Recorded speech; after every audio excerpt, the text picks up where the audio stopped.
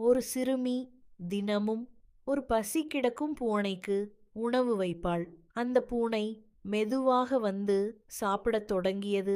நாள்கள் கடந்து அவளுக்கும் அந்த பூனைக்கும் ஒரு அழகான பாசம் உருவானது. அது அவளிடம் நெருங்கி அன்பை உணர்ந்தது. ஒரு நாள் அவள் அவசரத்தில பள்ளிக்கு ஓடிச் சென்றாள். அந்த பூனைக்கு உணவு வைக்க மறந்துவிட்டாள். அந்த பூனை வழக்கம் போல மீண்டும் வந்தது. ஆனால் உணவு இல்லை. அது அமைதியாக காத்திருந்தது. மாலை நேரம்.